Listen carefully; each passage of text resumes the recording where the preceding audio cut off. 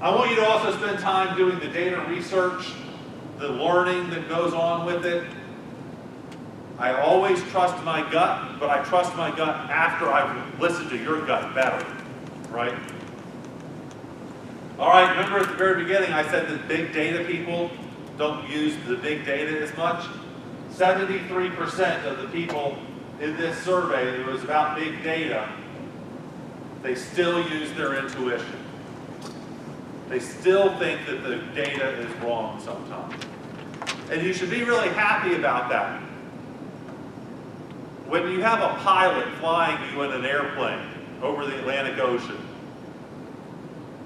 do you want that pilot with 30 years of experience to trust the data from the instruments?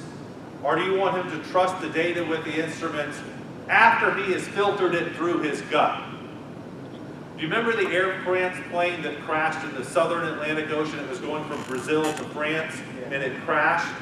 Do you understand why it crashed? Did you find out? Did you follow that story? There's something, there's a little stick that sticks out of the front of the airplane. You've seen it. Next time you look at an airplane, there's these little black sticks. They measure the wind speed. And those little black sticks on that airplane froze. And they froze, and the data that the cockpit was showing went 100% against the intuition of the pilot. And then you know what the pilot did? Trusted the data 100%. And then crashed the plane and killed everybody. At some point you have to say, I just don't think this feels right. I feel like we're going really slow. And we need to speed up. The data was telling him to slow down, but in fact what he really needed to do was speed up as fast as he could go. That plane stalled and crashed like this, tail first, because it was going so slow.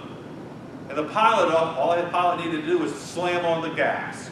And the plane would have gone, and taken off and been fine. But he didn't trust his instinct enough and killed 300 people. Even the big data people, that's why I don't want them to have these autonomous pilot planes. I don't want a computer flying my plane. I'm sorry, I don't. And I don't want autonomous driverless trucks. I don't want any of it. They say it's going to be safer, but I just don't believe it. How many times have we read about an automated test car that's already killed people? All right, next. So here's what we're going to do.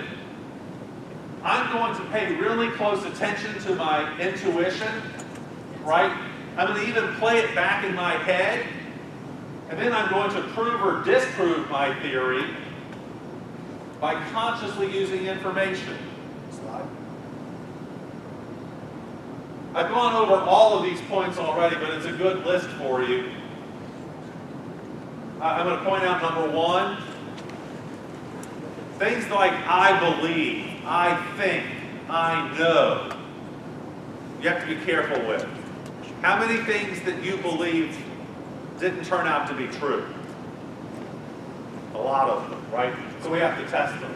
And we have to do number three there, get some good feedback. I also have to pay attention to how old I am and how well I know a particular industry. I'm 50 years old now, but I still don't know anything about football. So don't ask me who I think is going to win, right? I'm in a football, or actually a March Madness basketball thing for the college basketball. The lady who won last year picked every game based on which school was more religious, not on which school was better at basketball. She's the lady that won the pool last year. Finally there, use the devil's advocate, right? Go to your wife and say, hey wife, I'm thinking about doing this.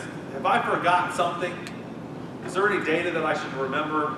Because my mistake memory ain't very good. And ask people for their advice and input. That's why mentors, coaches, counselors, friends are so important. Slide. Here's some of my favorite data, my last point. Financial traders, people who rely 100% on 6 computer screens worth of data, the ones who use their gut do better.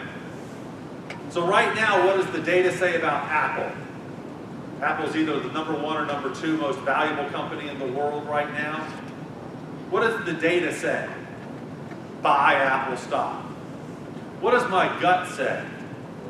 That if you're at the top, there's only one place for you to go.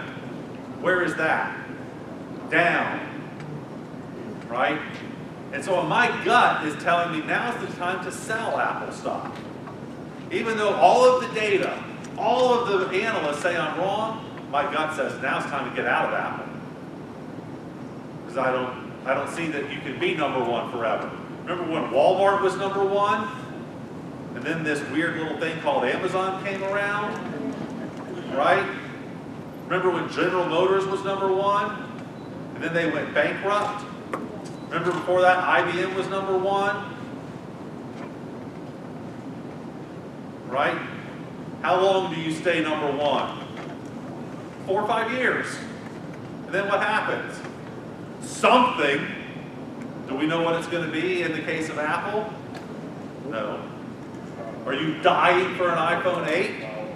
Are you pretty happy with the phone you got in your pocket right now? I'm still on an iPhone 5.